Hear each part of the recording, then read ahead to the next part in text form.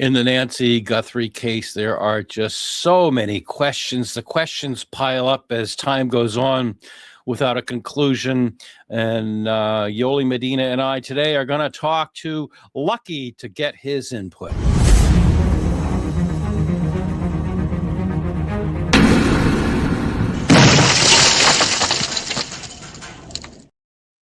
I'm attorney Andrew Myers. This is About the Law. Joining me is California attorney Yoli Medina. Hey, Yoli, how are you? I'm fine. How are you?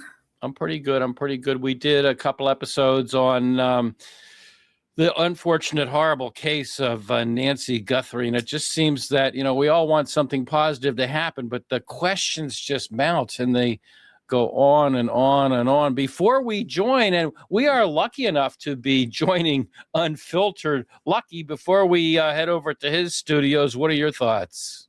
We definitely need another opinion on this case. This is strange. Very strange. She's an elderly woman, 84 years old. What do they want with her?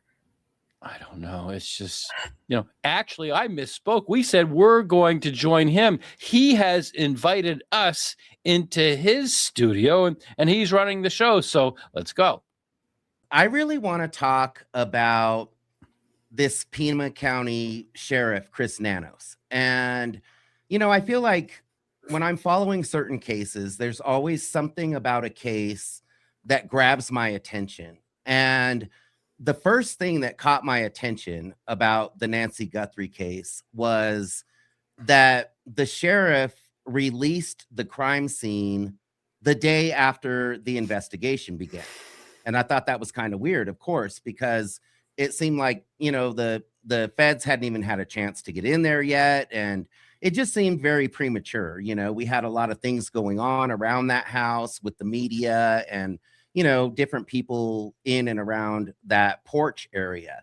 So I wanted to kind of ask, do you think that this could affect the evidence down the road? When they do finally catch someone and this makes its way to the court system, do you think that this sheriff's decision to release that crime scene so soon could affect this evidence? I'll go first. Please, go ahead.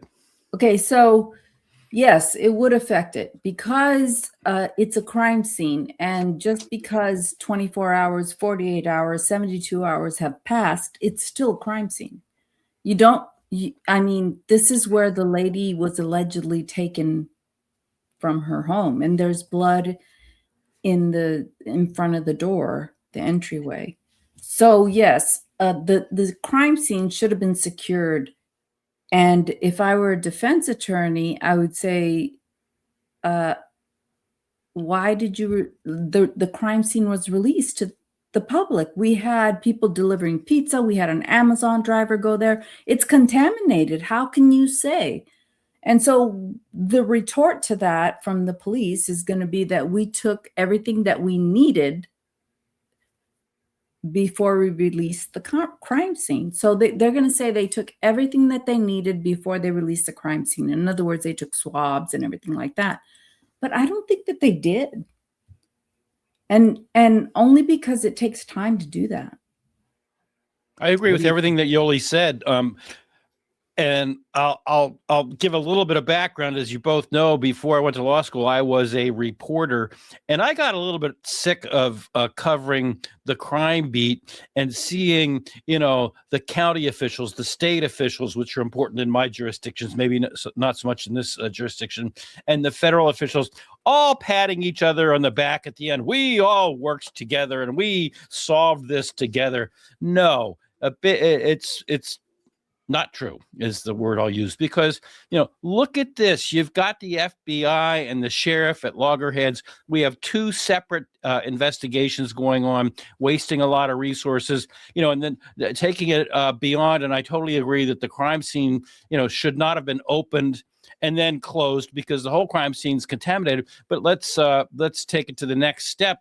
And as you've discussed in your episodes, is that, talk about the Nest camera. The sheriff pretty much dismissed it. Oh, she didn't have a subscription to the Nest camera, so he walked away from it. The FBI comes in and they have guess what? They have the technology to get into that Nest camera.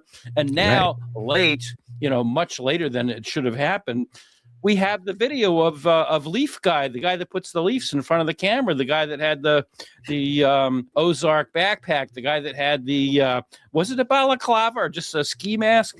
So I mean, they're obviously not working together, and it's not a good thing. And it's they should be working together, in my view. I agree. I feel like law enforcement, investigators come out and they release a few details here and there. And then I feel like the sheriff comes out and disputes what they're saying, so it seems strange because, they were saying that they found this DNA inside the house. And then the sheriff kind of said, well, that really wasn't what happened. And then, he ended up supposedly sending that DNA out to Florida to have it analyzed because he said it was because of cost issues, which I thought was kind of odd. I mean, if the FBI was going to, take that to Quantico and process it there, it seems like it would be free, that they would pick up the tab. Mm-hmm. Yeah, there's a lot of questions about the DNA because that is a very important piece of evidence and you can't see it. This is something that you can't see. Right. So you have to rely on scientists and you have to rely that they did the right thing in transferring it and sending it to the lab and preparing it and making sure that it was safe from any contamination. And those are things that are very, very complicated. I mean, Yeah. you basically have to have a scientist to talk about how these particles get on a inanimate object. Right. And you really have a scientist explaining everything. And a jury gets lost with that. They hear DNA and they think, oh my God, DNA. His DNA was found there. They can't process the whole thing. And it takes, if I were doing a case like this, I would take it in bits and pieces. I would start with, okay, there was mixed DNA in the house, period. Go on to other things. And then that mixed DNA in the house was sent this way and talk about the way it was sent to the Florida lab. And that doesn't happen. I mean, in Koberger, we had the knife sheath. The knife sheath was never sent to Othram Labs. It was a swab. Right. From a knife sheath. Yep. So Othram got a swab from an alleged knife sheath. I'm glad you brought that up because I was just thinking that I was doing some research and you guys might know better than I do about this, but I was reading that the FBI requires that the DNA be tested in the state where the crime occurred. Mm-hmm. Is that true? That is true for Arizona. Okay. I don't know if it's true for Idaho. Okay. That made me think about it when you said that. It feels like this, Sheriff Nanos, that he kind of contradicts a lot of the things that law enforcement and investigators are reporting. And I know that in the very beginning, investigators were even saying, we don't even know who's in charge of this investigation. We have no idea, who's heading this investigation. And, when they said that, we've heard that there was no breaking and entering. Then we heard there was breaking and entering. And then, now we've seen this guy that was on the porch on Nancy Guthrie's Nest Cam. And one of the, in one of the videos, he has a backpack on. And then in another, piece of footage, he's not wearing a backpack. So people automatically assume that it was two different people. And then they came out and reported that these images were taken at two separate times. Yeah. But then the sheriff came out, but then Sheriff Nanos came out and said, no, that's not true. We don't have any timestamps on any of this footage. So we don't even know that was at two different times. So, and the other thing is that we've got two different approaches to an investigation. Apparently, there are only 3 people calling the shots in the sheriff's office: the sheriff himself and 2 administrative people, not detectives, not people that are trained to investigate crimes. They're not running the show. It's 3 administrative people.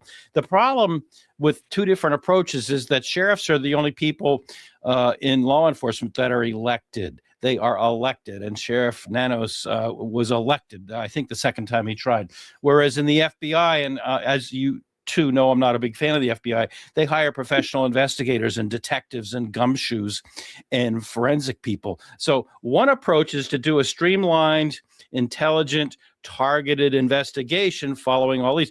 And the other approach is, I have another election coming up. What do I do? And we see this with Sheriff Nanos failing to really hold press conferences on any regular basis, and instead going on the networks, going on the big podcasting channels, and sitting there in his nice sweater, reminding me of Michael Dukakis many years ago. I'm aging myself, but he's sitting there, casual, dressed up, and having these media interviews. And it's 2 different approaches, and they're at loggerheads. They're just at loggerheads. They're not working together. And it's hurting the investigation. It's hurting the case. So what is that about the 2 photographs of the perp allegedly? They were on different days or they weren't on different days. That just throws the whole thing off. And the public is going to lose confidence in all law enforcement if they continue to not work together. Right. I think it's awkward when you have one agency saying that, this was a possible, breaking and entering gone wrong. This was a possible home invasion that went wrong. And then the sheriff comes out the very next day and says, no, absolutely not. This was a kidnapping. So it gets rather confusing when we're getting mixed information like that. I don't see why they don't hold. I don't see why they don't hold press conferences together on a regular basis and before the press conference. I mean, as a reporter, I'm sure you've seen it too in podcasts, but as a former reporter, people would regularly say, "We're having a press conference at 10 o'clock in the morning." Well, you get there, you set up your tripod, you have your notepad at 10. They don't come out to 11 to 15 because they're in the back. I don't want to say getting their stories straight, but, conferencing, at least they're conferencing and exchanging information. That's not happening here. We have 2 different, not even parallel investigations, and it's not working out very well. Yeah, the confusion. Here's what I have to say. The confusion. I don't know if it's purposeful or if it is a strategy or if it's just coincidence, because the confusion that results from reporters reporting one thing and standing by their reporting. We have a source, okay? And then law enforcement saying one thing that we don't have timestamps, we don't know this and that. That kind of thing in the public arena confuses people. But perhaps that's strategy. They want to do that. Right. And so people are confused. But the main target is the suspect. So I don't know how, what I want to know is how they are doing this so that they can bring out the suspect, because all of these investigations are tailored to bring out someone who's going to report the suspect or bring out the suspect. They're all tailored to that. And so, what's real, what's not. And I swear, if Idaho 4 hadn't got me out here, this Nancy Guthrie would have gotten me out here. Now, why do you say that? Why do you say that? I'm curious. I say that because she's an elderly woman. She's the mother of a host of a American news channel, and a mother. So it's like, what are you doing? Why would you do this? Is this an attack on America because she's a newscaster that comes on an American show in the morning nationally? So yeah, it would have gotten me out here, because it's like, what the hell?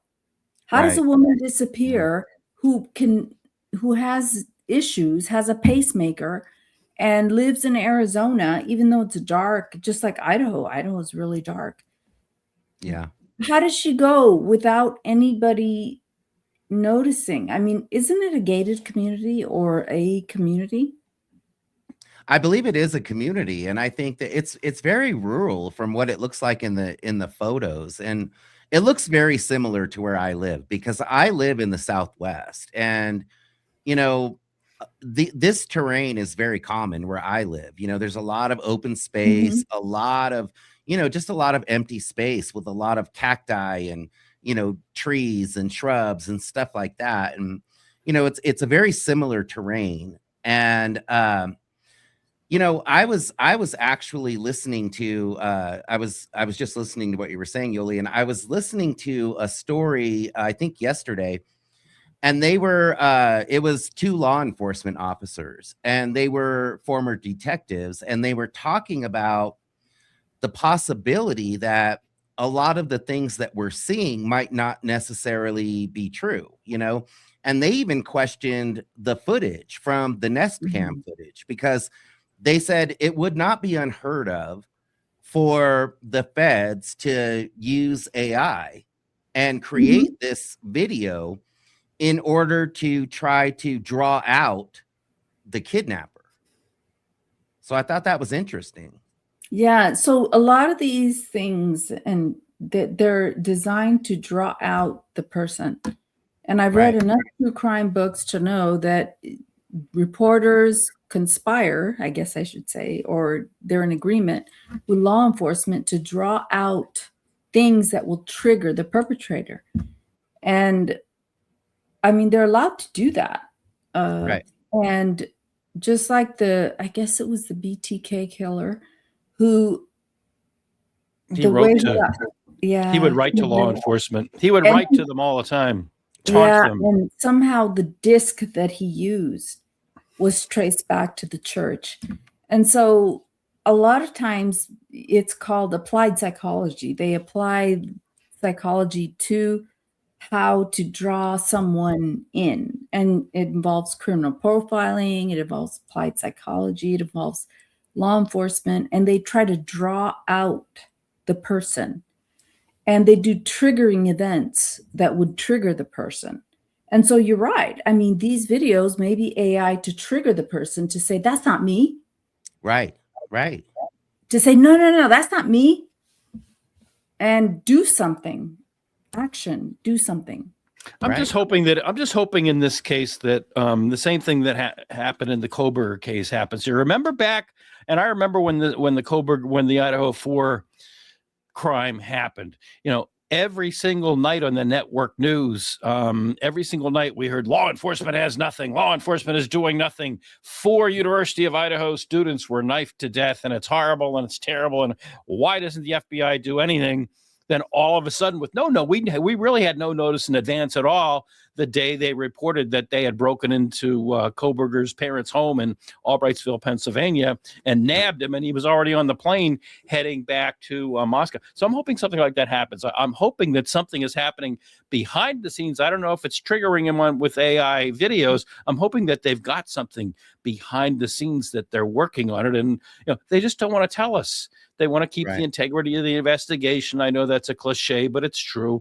And they Right. just want to keep it as quiet as possible. I'm hoping that that's what's going to happen. I I don't hope know, but so. there's just so many fumbling errors that are being made between the sheriff's office and the FBI not working together that I'm hoping that they're baiting us with that to distract us from the fact that they are working on. And I have faith that that's happening, even though I don't have faith overall in the FBI. But I just hope Right. that's what's going to happen. I really do.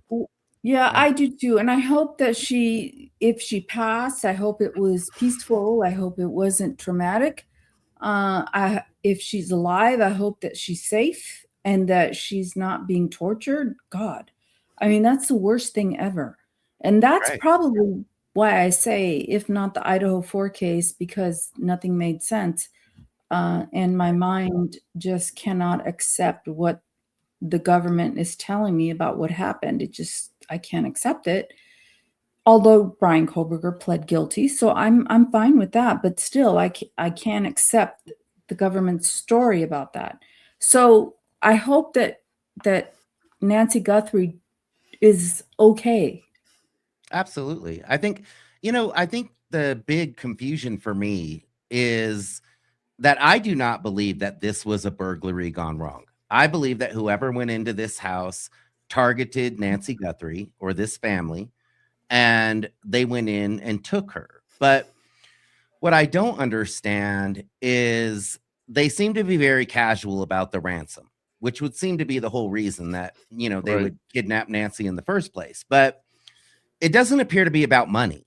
So that's where I'm confused, because I feel like if they were going to go in and take her life, they would just do it in her house, and law enforcement would have found her there.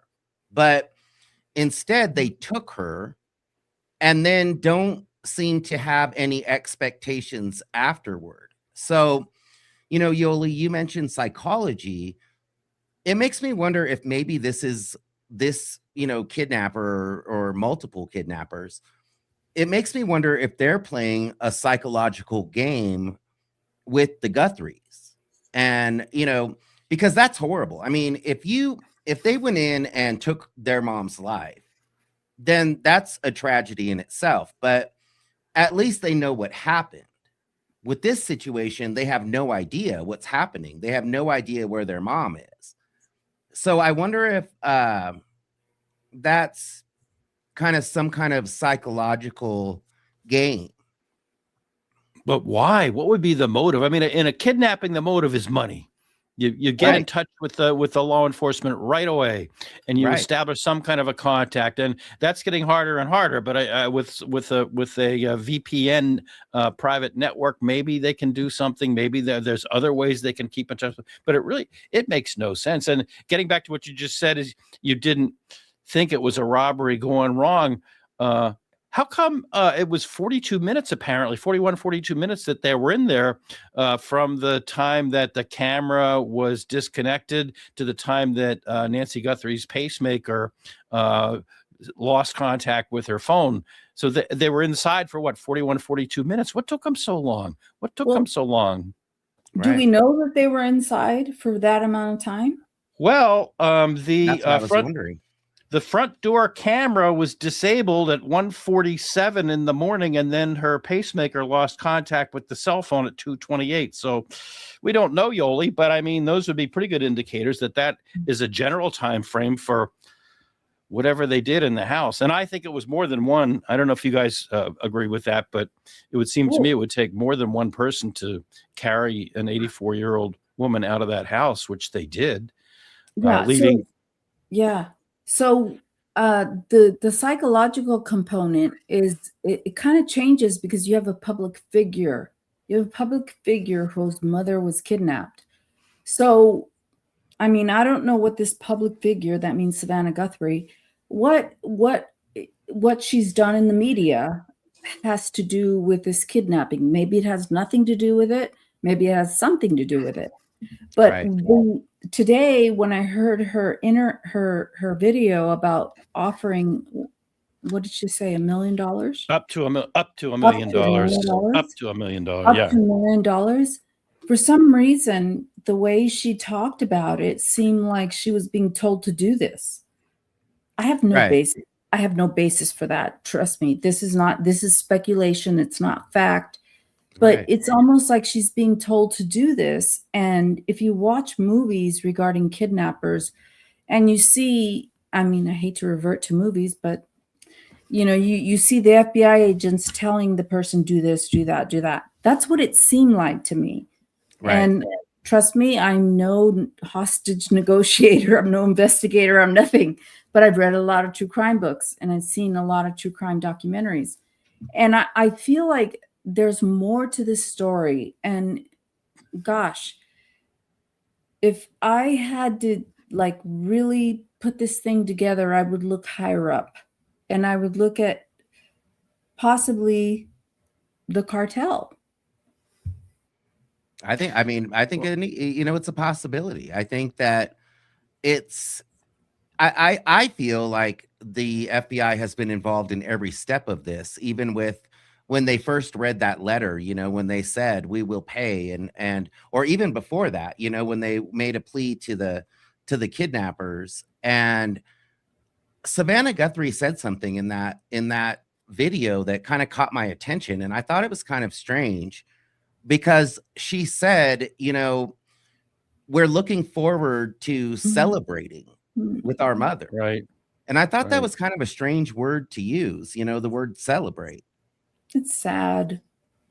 Well, I Yeah. guess she meant celebrating getting back together with her mother, the safe return of her mother. But then in the very next paragraph, she was talking about how they, as awful as it is, they are prepared to face the reality that she's going up to be with her parents, you know, stating horribly that they're prepared, apparently, the family to face, you know, Right. that she may not be with us anymore. And so, you know, I don't know if there's a psychological component behind it. I hope, like I said before, I hope that there's more going on behind the scenes. I hope that they're on to some good leads like they were when they were being so silent in the 7 weeks between November 22nd of 2022, November 13th of 2022, when the Idaho 4 crimes occurred, and then 7 weeks later when they broke into Koberger's home and behind the scenes there are a lot of things going. Now we can discuss who knew what when as we have,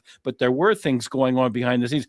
I'm just hoping that something like that is happening and they're just generating all of this controversy in the background to keep us all distracted. I'm hoping that happens. I'm hoping it happens really soon. You know, you mentioned the cartels, and the night before we are recording this episode, the Mexican authorities, you know, attacked El Mencho, and all hell broke loose in Acapulco.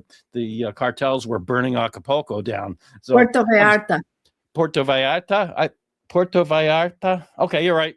But I'm saying to myself as I'm watching them burn that town down, which used to be a popular tourist resort, is there any connection at all? Because a lot of people thought that maybe they took Nancy down to Mexico, and I'm thinking to myself, I can't see it. I can't see it. I don't know.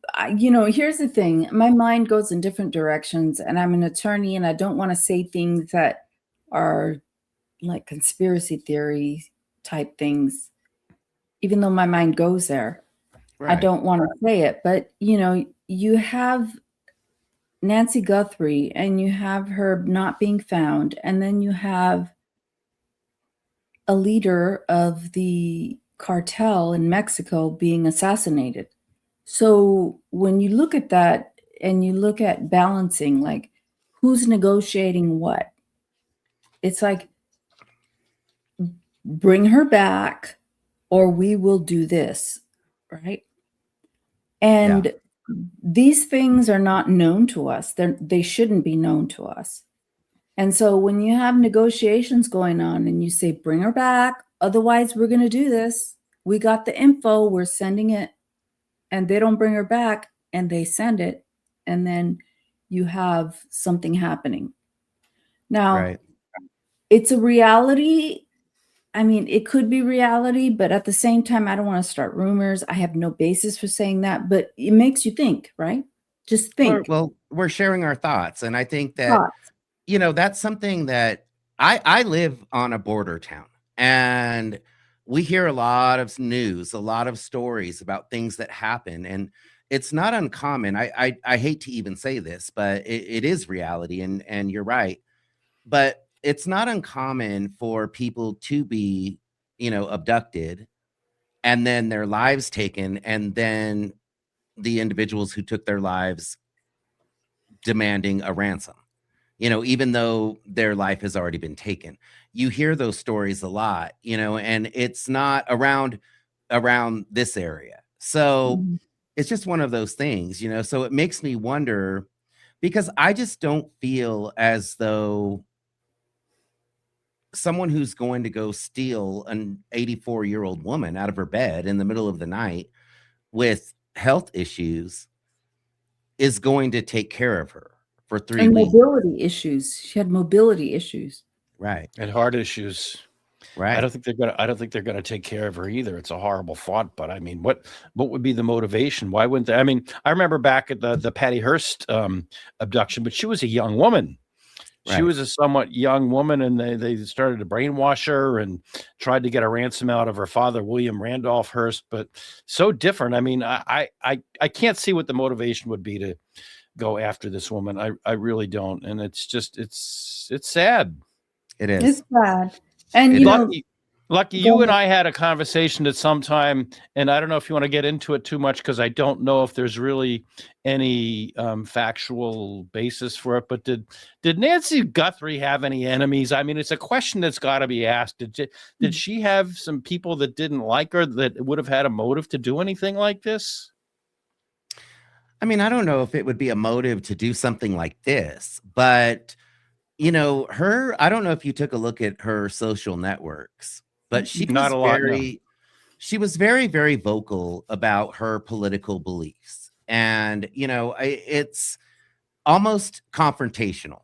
And, I think that's a lot of the internet. There's a lot of people on social networks who are like that. So I don't know if it would rise to the occasion of abducting her, but I do feel like there are some connections within her family that, raise some red flags. I mean, Savanna Guthrie is married to Michael Feldman. And Michael Right. Feldman, I don't know if you're aware of that history, but, Michael Feldman and, it's just there's some connections there that, I mean, could draw some attention to Savanna Guthrie. She has done some interviews that maybe people weren't very favorable about. And, maybe, like I said, I've said this before, it may not have even had anything to do with Nancy Guthrie. Maybe this is someone who's trying to punish or hurt this family. And Nancy Guthrie was maybe the most vulnerable. She was the easiest to get to. I mean, she was living out there by herself in the middle of nowhere. And I think that maybe she was, the most vulnerable. I don't know. How would that? I mean, I'm not a fan of NBC, but that has nothing to do with this. If I don't like Savanna Guthrie, how am I going to find out that her mother lives in Arizona? How am I going to Because find they that had out? a show. They had a show back in November. Oh, that's right. I do Yeah. remember that. Yeah. And But she how are they? talked. But how are they going to find out specifically her address and where she lives? Well, Did they say that on the show, on the TV show? Did they say she lives at 123 Main Street in Tucson, Arizona, or whatever the address I don't know, is? but if you do a search and you pay for it, you could probably get information on where people live. I'm not Yeah. saying that I've done that. It's getting harder. In the early days of the internet, you could do that, and you can find me because I'm out there advertising my business. I'll make no bones about I that. don't know. Right. But yeah, you can find me very easily. I want people to find me, but I would think people like that would do everything they can to keep their information private. I mean, I don't know. I'm just spitballing here, but it just No, I know. I don't know why they would go after Nancy because of something that Savanna did. I just don't know. When I look at it and I look at Hispanic families, and here's where I'm going to go off the rails a little bit. Hispanic families value their mother. The mother Families are very close. I was married to a Dominican for 20 years, so you're preaching to the choir. Spanish families are very close. They love the mother is the queen. So, if you had somebody with a Hispanic mindset, they might want to take the mother of a American newswoman who's on TV all the time because they, in their mind, think that that's valuable, like very valuable. And Right. I don't want to cast aspersions on any kind of culture. I'm just talking about how someone might think and how someone might act, or how an organization might think or act. But, this is an elderly lady, regardless if she's saying stupid things on social media, regardless of whatever, she's 84 years old. Yep. Yeah, agreed. I agree. And to me, it's all, we're just speculating. I don't, it may not have anything to do with Savanna Guthrie. It may not have anything to do with the Guthrie family at all. Maybe somebody saw an opportunity, knew that Savanna Guthrie was worth $40 million and figured that, her mom was pretty easy to get to. I mean, it wouldn't have been that difficult. I mean, obviously she didn't even have a fully working security system. So, I mean, I did see it reported, and I don't know if this is true or not. I didn't, confirm this, but I did see it reported that in the Google searches, her address, along with Savanna Guthrie's net worth, spiked over the month leading up to Nancy Guthrie's abduction. So, And Matt, you know, I'm sorry, go ahead. Finish up. I'm no, sorry. go ahead. Well, No, go maybe ahead. that's why we now know that the FBI has asked people, they've broadened their search for any ring camera video in the neighborhood going back to, I've heard 2 dates, January 11th and January 1st. Both of those dates have been, but they're going back now, which tells me that they know something that, as you just said, they, someone somewhere, and these weren't your words, but might have been casing the place, might have been checking the place out, might have been making plans and preparations to do this. Because why else Right. would they want to go back to January 1st or January 11th to find video in that neighborhood?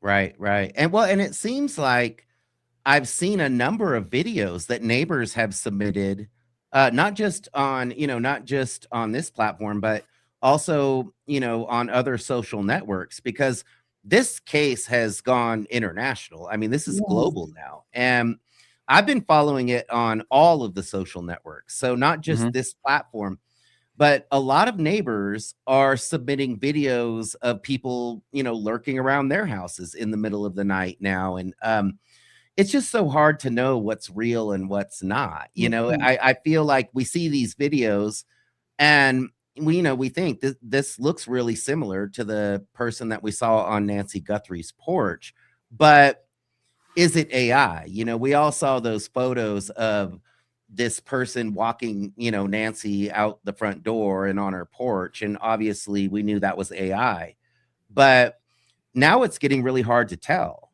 It's very hard to tell. It's really very scary in a totally different context. There was a video that was put out here in New England today that was somebody that was crowding the plow, which you're not supposed to do, and the car flipped around and hit a snow plow right on the plow. No damage to the car. So it was obvious it was AI. And so we're entering a really scary era now. I hate AI for a lot of reasons, but that's one of them. We don't know what AI is. We don't know what these pictures are. We don't know what they're putting out. We don't know if any of it's genuine, and it's scary. We were shown a bunch of pictures in the Koberger case, and I think most of us have accepted them for being actual photographs. But are they? Do we really know? It's right. I have a question, and that is, do you think that Sheriff Nanos is just so far off the rails with just rejecting everything that the FBI has just on its own just taken the bull by the horns, and they're working all these angles? Yoel, you talked about the psychological angle. Lucky, you've talked about other things that they're doing. Do you think they've just said he's crazy and we're going to do our own investigation and do what we have to do to find this woman? I hope so. I hope so. Well, Because I will say that the FBI has independent jurisdiction, regardless of whether the sheriff has his own jurisdiction. The FBI, because there was a ransom note sent to TMZ via email or however it was sent to a news media organization. It's being transported through the internet. The FBI has jurisdiction to investigate the ransom, right? The ransom may be somebody who is not affiliated with the kidnapping, but they do have jurisdiction to investigate that. And what that branches out to is subject to what the FBI finds. The sheriff can also have jurisdiction in that it happened in his town. There was, people who have ring cameras in that town are submitting ring cameras. So yes, there could be two different bases for an investigation, and that's the problem. If the FBI is investigating their thing, they don't have an obligation to tell the sheriffs. And if the sheriffs is investigating their thing, they don't have an obligation to tell the FBI. They're parallel investigations. And so with Koberger, you saw that. And so there was already a lot of FBI agents in Idaho to begin with. They were already doing something. Then this happened. So then you see this document that comes out unredacted, and it says the FBI, the subject, Brian Koberger, had lists the names of the victims, and then it says reason or something like that, extortion. Who knows what the FBI was investigating? We don't have those files. Drugs. So I think drugs. Yeah. Right. So I think that parallel investigations do go on And to the extent that they have to work together, I don't know how that works. I mean, they need to find a system that they're involved in each other's investigation, because otherwise it's just confusion. It Well, on a seems very counterproductive, very Yeah. counterproductive to have these two agencies. And to be honest, I have watched a lot of interviews with people who have either worked with Sheriff Nanos or are familiar with him as a sheriff. And they didn't really have a lot of good things to say. No. I've heard everything from lack of leadership to, things like that. They don't seem to be very, very happy with the way that he's handled this case. Can I turn to the fact that Sheriff Nanos and the FBI have a history, and there's a lot of animosity between the two agencies, which it would be more efficient for them to work together, Yoli. And I think that in 2026, with all the communication tools we have, they could sit down and work together. But one of the reasons they don't is that there's real animosity between Nanos and the FBI. It goes back to a case that occurred in 2016, which didn't directly involve Nanos, but there were people in his office that were misdirecting funds that they got from seizures in civil cases. In other words, you go out, you bust a drug dealer, you bust somebody for whatever, and you seize their car, you seize their electronics, you seize whatever you seize, you sell it. That money can legitimately be used for purposes, inuring to the benefit of the sheriff's office. But hundreds of thousands of dollars of that in that office was being diverted.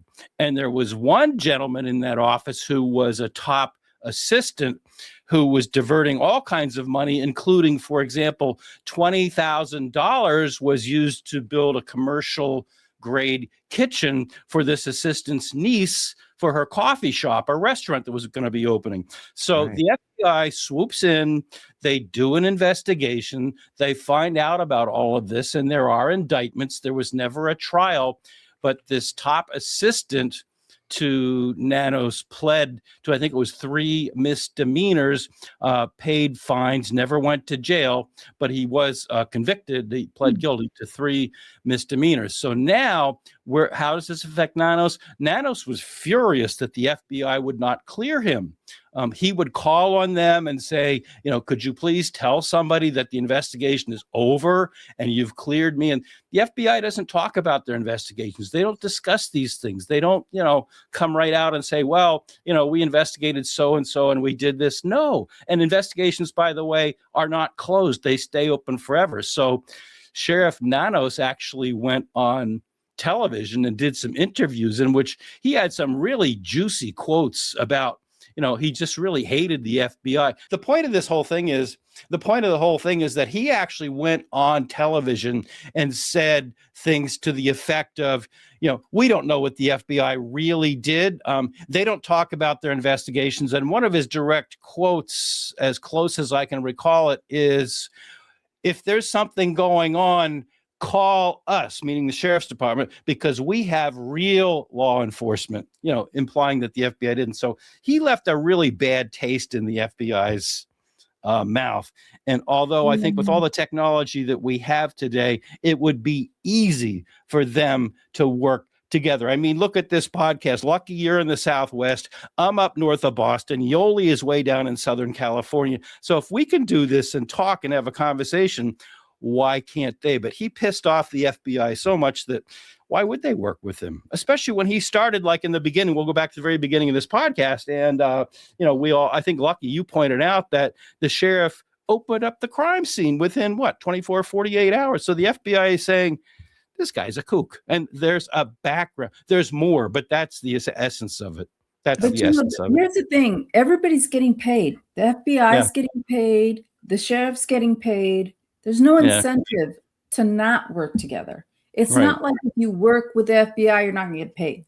So everybody's getting paid. Okay. So what is the downside of working together? It is ego, and it is bureaucracy. It's office politics, which has no place when you're trying to solve a crime, for God's sake.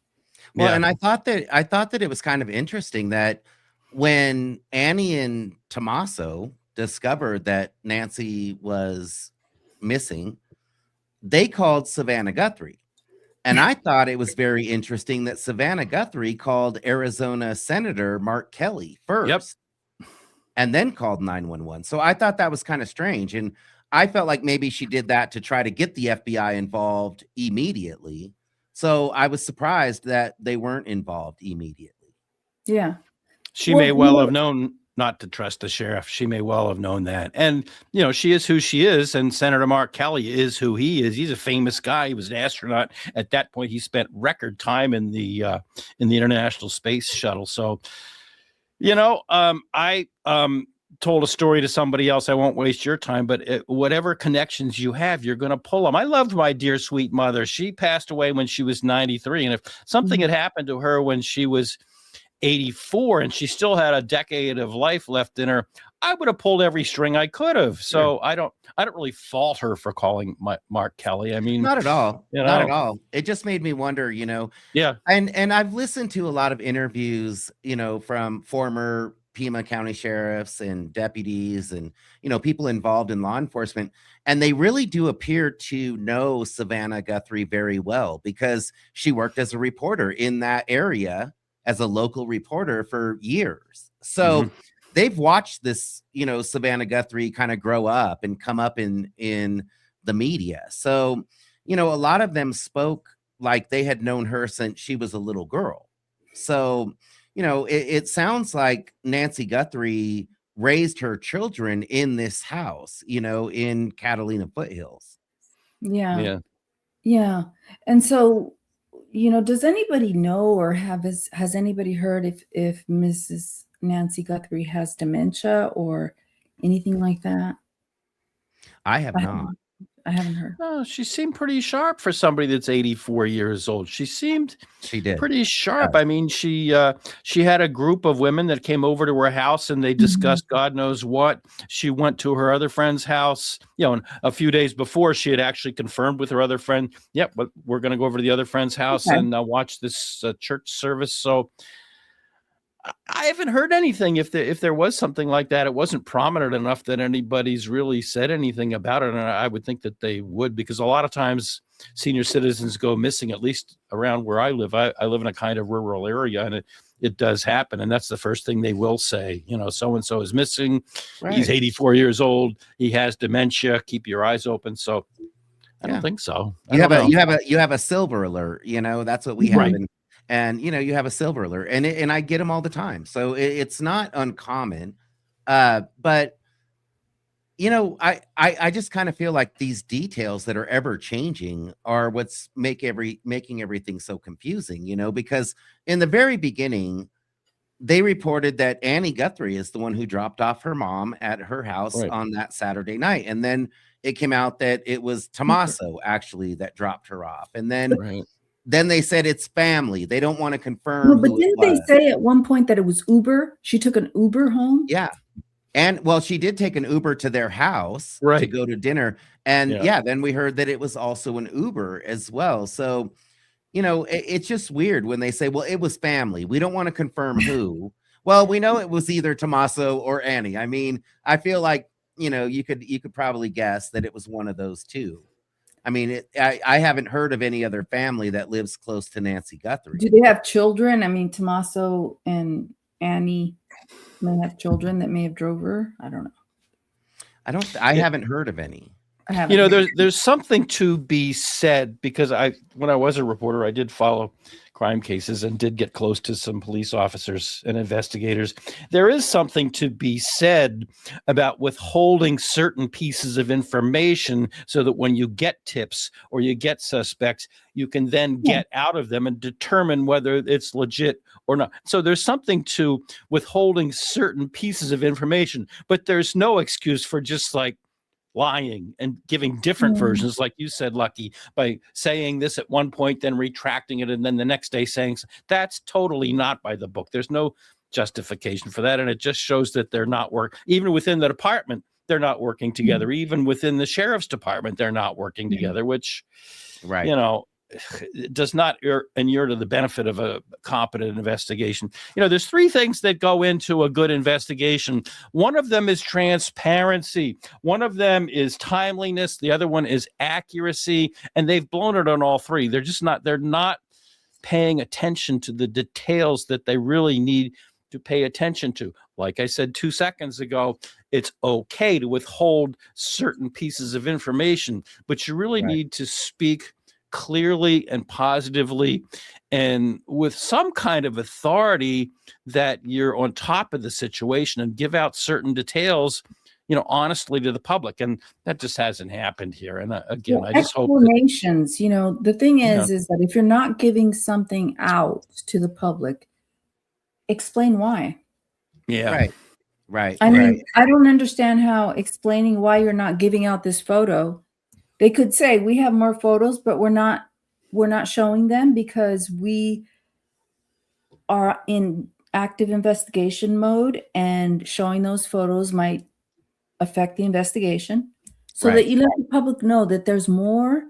And when this more comes out, the public isn't like, oh my God, and so, it's almost like communication, and somebody like in charge needs to communicate so that there is transparency, but there's also protecting the integrity of the investigation. And I always say there's a balance, right?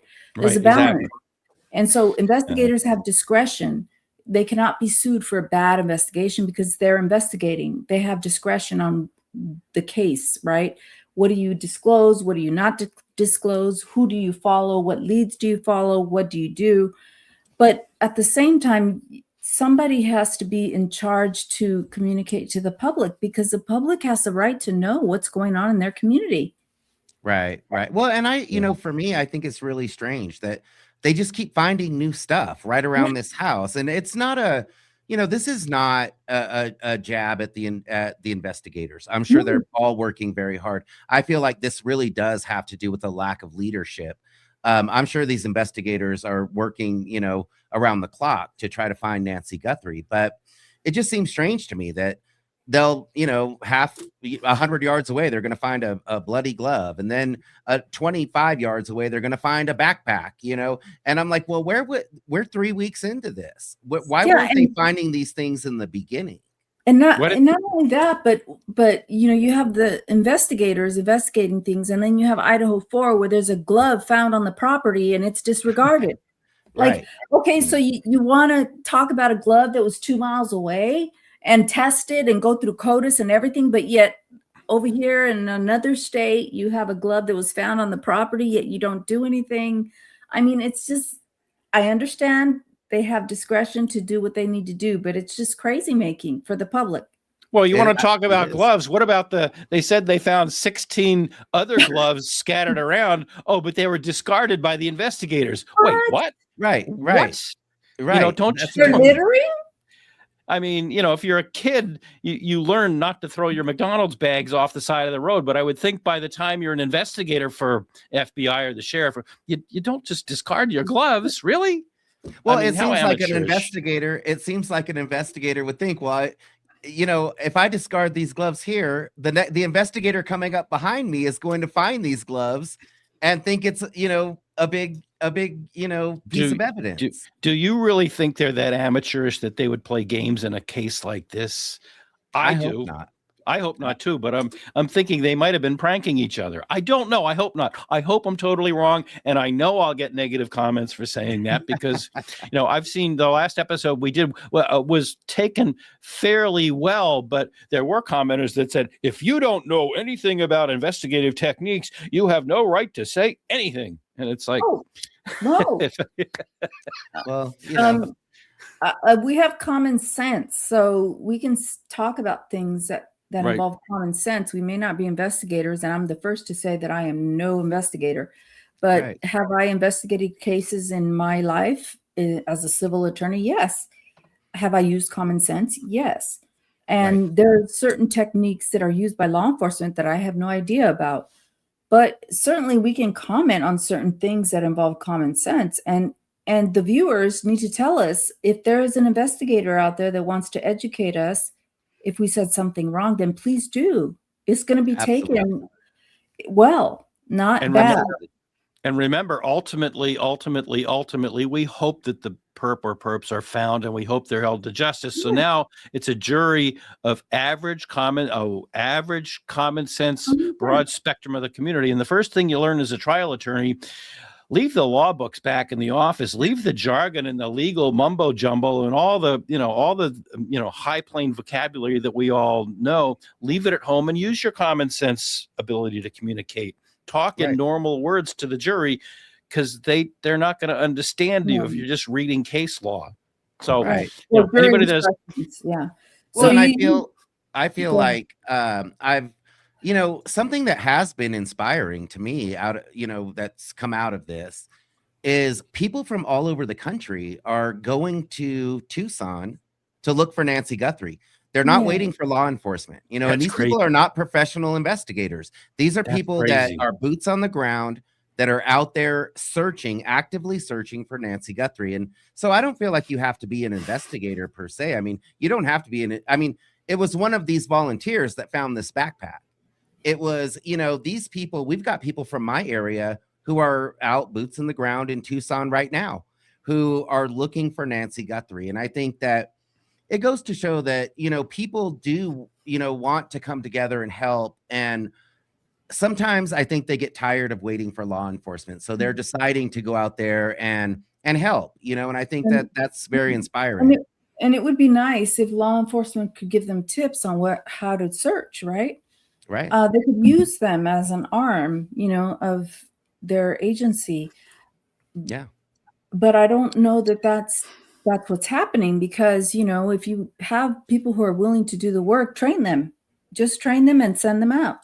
Well, Because and I can tell you, living in the Southwest, we have hundreds of thousands of miles of empty land where, it's a lot of empty space. We're out in the desert, there's a lot of places where people do not build. There's a lot of places where I live. I have a ton of open space around me.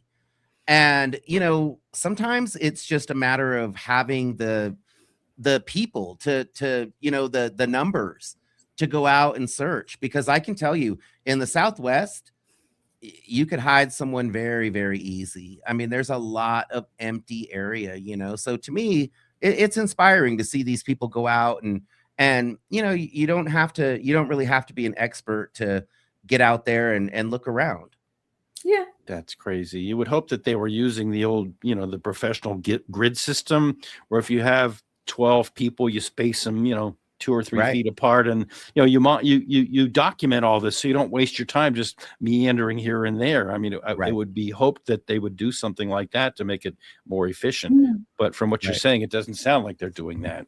Well, it doesn't look like it from what I've seen, but they are attempting, and I think that it's just, there's so much empty space out here in the Southwest, and it's rough terrain. You're talking about animals and wildlife, and you're talking about, we even say, even the plants out here are trying to get you, even the plant, we have cacti and yucca and poisonous shrubs, and there's all kinds of stuff in the Southwest. But one thing there is a ton of space, and it's just vast and wide open, probably untouched by people, for quite a while.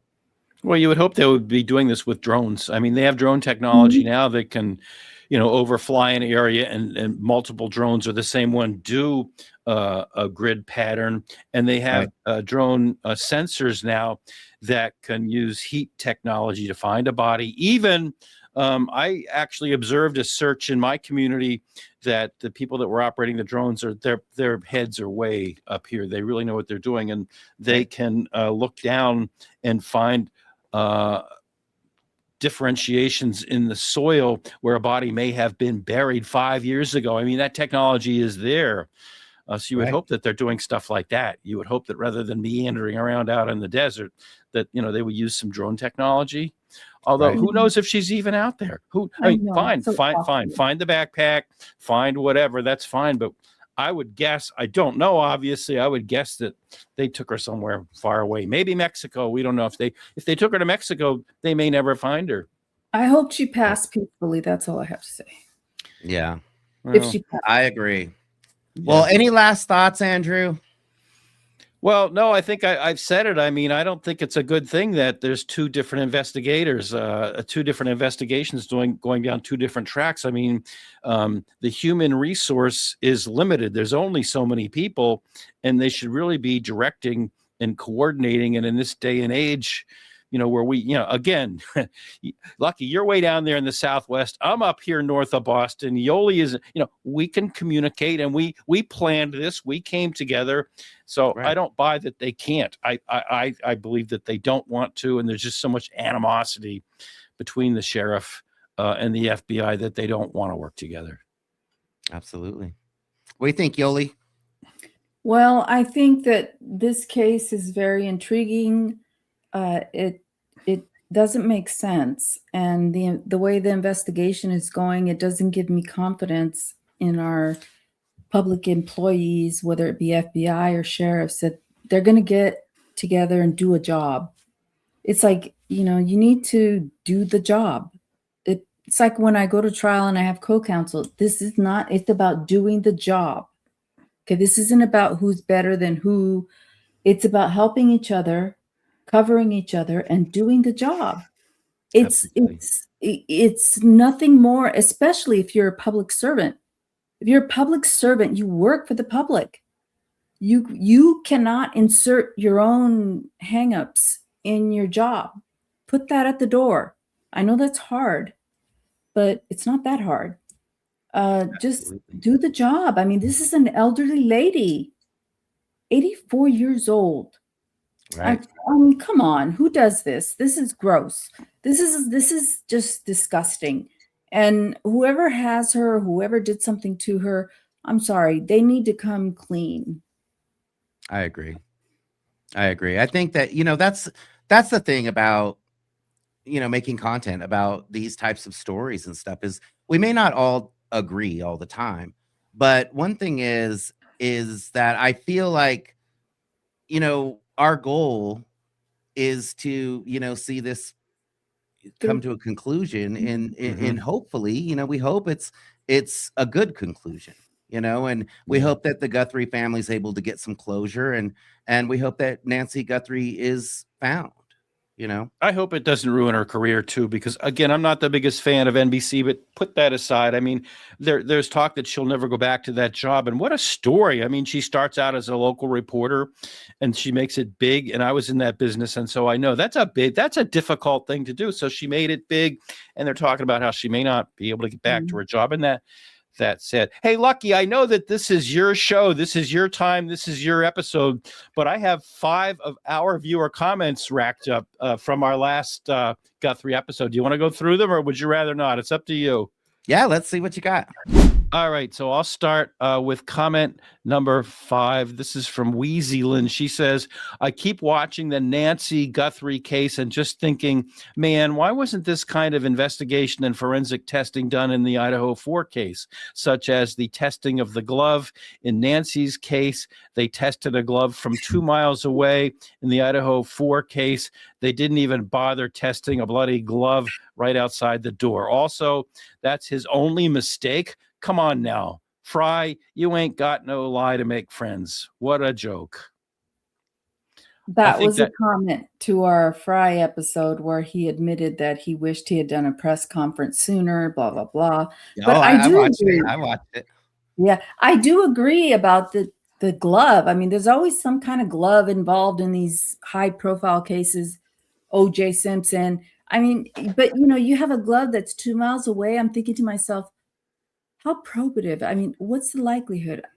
I don't think so. Right. And I was thinking the same thing. Yeah. Okay, I'll go next.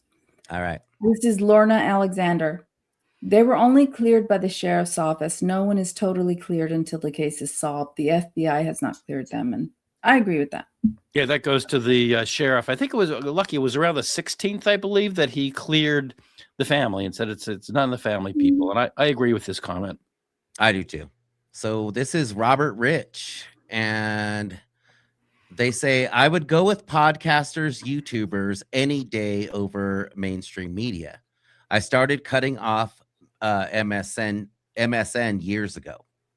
This goes to a comment that I made, Lucky. If you read a lot of media stuff, it's been predicted that in 20 years, people will no longer get their news from mainstream media. They'll get it all from YouTube and Instagram. And whether that's a good idea or not, it's a fact. It's a fact that the trend has already started. So Yoli and I discussed that. What do you think about that? It doesn't surprise me at all. And I think that, one thing about creators and YouTubers that talk about these cases is that we don't always agree. We go different directions, right, and we discuss these cases, and we don't always have to agree. And that's what I really enjoy about doing collaborations and stuff like that, because I like to learn and I like to hear details from another point of view. But I feel like the mainstream media, they're all going one direction. They're all right, going the same direction. And I think that, viewers get tired of that. They want to hear, real thoughts and real opinions. Sure. Right. Yeah. Yoli and I don't always agree, but we've tried to show our viewers that you could disagree and be respectful and, Absolutely, be amicable. And you don't have to say, well, if you don't agree with me, you're an idiot. I mean, it's that. No. Right. Like, absolutely. I mean, people disagree with me all the time. That doesn't make them a bad person, or doesn't make them stupid. It doesn't make them an idiot. It just means they disagree with me. Right. I don't know. Right. Okay, my turn. Paula Elias says the sheriff fumbled the ball from the very start when it was the most important time. Good point. I wonder if the person contacting TMZ saying he's seen Nancy is actually the person that took her. It's not unknown for the person that committed the crime to get involved by pretending to be a witness, for example. Mm-hmm. I hope not. That's a good point. This is from Sherry Brown. I understand why families of lesser-known victims feel overlooked, but the attention on the Guthrie case isn't about valuing one life over another. It's about the unusualness of the whole thing. And let's face it, it's natural to be more interested in a celebrity like political and financial scandals. That's true. And it was announced just the day that we're recording this episode. And I hope you keep watching this for a long time. But the day we're watching this episode, one of the things that Savanna Guthrie said in her statement was that the family is now donating $500,000 to a charity. Lucky, I forget what charity it was, but it was a charity that helps to find missing children. I forget the name of it. Right. I don't remember the name either. Missing and exploited children, I think. Something like that. So I thought that was great that they're doing that, because I think they are sensitive to the fact that, missing people, this happens all the time, and, they don't get on network TV 24/7. So I don't know. Good comment. Yeah. Good comment. That's Absolutely. it. That's it for our comments. So I don't know how to get rid of it. There we go. There. Voila. Well, I appreciate it, you guys. I always love to get your input and both of your, points of view and insight, because like you said, we don't always agree, but to me that is true crime. We talk about different aspects, we talk about different ideas, and because we all have different experiences, and I think that we bring those different experiences to the table, and we discuss these cases, and I think that that's what makes true crime so interesting. Yeah, we all have we come from different backgrounds and we have different viewpoints, but it's really important to be able to communicate. I know it's a cliche, and my writing teacher would have been mad at me, but minds are like parachutes. They only work when open, but it's so true. I mean, you have a discussion with somebody that comes from a different background and they say something that, you disagree with.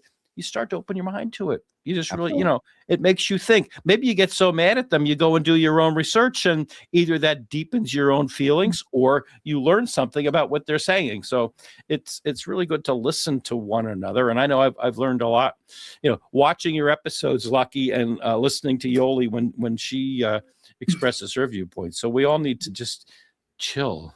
If you don't agree with somebody, say, hey, that's part of life, Yeah, right. Absolutely. Well, I appreciate you guys being here with me today. I really do. It was a lot of fun, and there's a lot of information. So I think we packed a lot of information into this video, and I really appreciate it. So Thanks for having us. Thank you, Lucky. Be well. Absolutely. Be well. Have a great day, you guys. Okay, bye. Take care. Bye. Bye-bye. It was great collaborating with Lucky. Yeah, he's a bright guy. I watch his episodes, and he really gets into a lot of depth on the things that he says. He has a real ability to just, I need my notes, as you know, and I often use the crutch of video cuts that we pull from Quarter, from wherever we are able to grab them. But he is able to just really articulate his point of view. So I really enjoyed that. Yeah, I did too. It was nice to talk to somebody else about this case because it's driving me crazy. I mean, it doesn't make sense. No, it really doesn't. And so you need to be able to talk to people that are able to put it all together and think it through. We do not sell merch on this channel. I saw somebody selling face cream and other things. And I just recently got another pitch from someone a big company that you'd recognize that wanted us to join up and, they'd pay us to run it. No. No, it doesn't feel right to me, even though I did work in commercial television and commercial radio. I just feel uncomfortable doing it in this background. So we're going to go back to the Karen Reed trial and have them tell you how much it costs you to subscribe. Do you pay for a subscription? I do not. Ask it differently. I'm going to allow that. Well, you know now because you follow. Do you pay for a subscription? I do not. Did you get one for free? Yes. I was not paying to any social media. All right, Mr. Brennan. Sorry, I have just a few more questions. It's denied. I was not paying to any social media. Okay.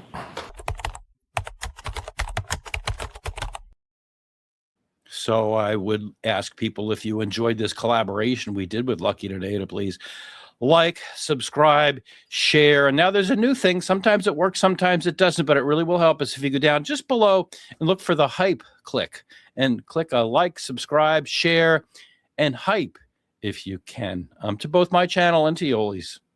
And also to Unfiltered Lucky. So we always ask people if they've made it this far to the end of the show to let us know by giving us an emoji. Do you have any ideas for an emoji this week? I don't. Trying to think. Do they have a cactus emoji? Yeah, they do. Yeah, cactus. That's a good one. A cactus or anything having to do with a desert. A cactus or a desert. And I was going to say also, YouTube is up to it again. We're losing subscribers that had subscribed to us. It's random. But if you subscribed to us before, would you just go do me a favor and yourself, because then you'll get notifications. Go down and check and see if you're still subscribed. Yeah. Other than that, Yoli, good to see you again. See you again in a couple of days. And have a good one. Whether you are in the grocery store, the gas station, or anywhere else, please remember to be kind to people. You don't know what they're going through. And the same goes for our comment section. We want you to comment, but be nice, be kind, be positive if you can.